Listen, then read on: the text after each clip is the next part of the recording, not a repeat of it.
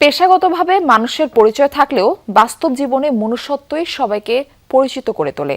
নরসিংদীতে এর ব্যত্যয় ঘটিয়ে এক দিনমজুর কর্তৃক কুকুরের গলায় ইট বেঁধে নদীতে ফেলে হত্যার মতো অমানবিক কাণ্ডে নেট দুনিয়া তোলপাড়। ঘটনার পর ৩ জনের নামে মামলা করেছে পুলিশ, গ্রেফতার করা হয়েছে প্রধান অভিযুক্তকে। এমন ঘটনায় ক্ষোভ প্রকাশ করেছে সাধারণ মানুষ।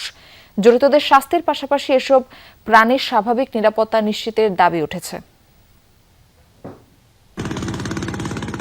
মানুষের নিষ্ঠুরতার শিকার একটি নির্বাক প্রাণ। গেল বুধবার নরসিংদী সদরের নাগরিয়াকান্দি ব্রিজের ওপর থেকে গলায় ইট বেঁধে নদীতে ফেলে দেয়া হয় একটি কুকুরকে। এমন নির্মম ঘটনায় মানবিকতা নিয়েই এখন প্রশ্ন উঠেছে। স্থানীয়রা জানায়, ঘটনার দিন সকালে প্রতিবেশী খালার পালিত কুকুরকে গলায় ইট বেঁধে নদীতে ফেলে দেয় দিনমজুর মোহাম্মদ আলী। এমন ভিডিওটি সামাজিক যোগাযোগ মাধ্যমে ছড়িয়ে পড়লে মুহূর্তেই ভাইরাল হয়। এরপরই অমানবিক এই কাণ্ডে হৃদয় ব্যথিত হয় নানা শ্রেণী পেশার মানুষের। বিষয়টি অত্যন্ত দুঃখজনক আখ্যা দিয়ে অভিযুক্ত মোহাম্মদ আলীর বিচার দাবি করেন তারা। যদি পাগল না হয়, সুস্থ একটা কুকুরকে যে কোনো মানুষ হত্যা করতে পারে না, তার কোনো অধিকার নাই। গলা চিট বেঁধে ফেলা দিয়েছে, এটা বিরাট অন্যায় করছে। আমার জীবনে প্রাণ আছে, কুকুরে প্রাণ আছে, আমার মারলে লাগবো, কুকুরে তো মারলে লাগবে, ঠিক না? তাহলে আমি মানুষ হিসাবে আমাকে দেখে অনেক ছোট ছোট কাজ করছি। তবে অভিযুক্ত মোহাম্মদ আলীর স্ত্রীর দাবি, নিজের ইচ্ছায় কুকুরটিকে হত্যা করা হয়নি। প্রতিবেশী শাহিনারা ও সোহাগ মিয়ার পালিত কুকুর ছিল সেটি। তাদের কথাতেই ব্রিজ থেকে নদীতে ফেলে দেওয়া হয় প্রাণীটিকে।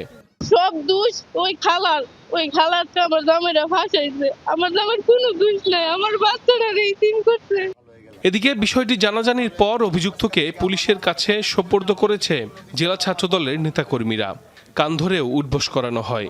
মামলা হলে গ্রেফতার দেখানো হয় মোহাম্মদ আলীকে। মামলার বাকি 2 আসামিকে ধরতেও চেষ্টা চলছে বলে জানিয়েছে পুলিশ। মানুষকে নিরুৎসাহিত করার জন্যই যখন ভিডিওটা দেখেছি, তখন আমার কাছে মনে হচ্ছে এটা মানুষের মানবিক আচরণ না, এটা একটা হিংস্র বর্বরচিত আচরণ। সে যেটা করছে, এটা ক্যামেরা বন্দি করছে, এটা একটা মিডিয়াতে প্রকাশ পাই, এত সারা বাংলাদেশ একটা তোলপাড়। জি, জায়গা আমরা ওই যে এসপি স্যারের নির্দেশে তাৎক্ষণিকভাবে এটা অভিযান পরিচালনা করে তাকে পাওয়া গেছে। তার বিরুদ্ধে আমরা নিয়মিত মামলা নেওয়া দরকার। মামলা নিয়ে আমরা আদালতে প্রেরণ করছি, আর বাকি আসামিদেরকে আমরা খোঁজ নিচ্ছি। প্রাণীকুলের সবচেয়ে বিশ্বস্ত হিসেবে পরিচিত কুকুর সহ সকল প্রাণীর স্বাভাবিক জীবনের নিরাপত্তা নিশ্চিতের দাবি সাধারণ মানুষের। সাইফ আহমেদ, যমুনা নিউজ।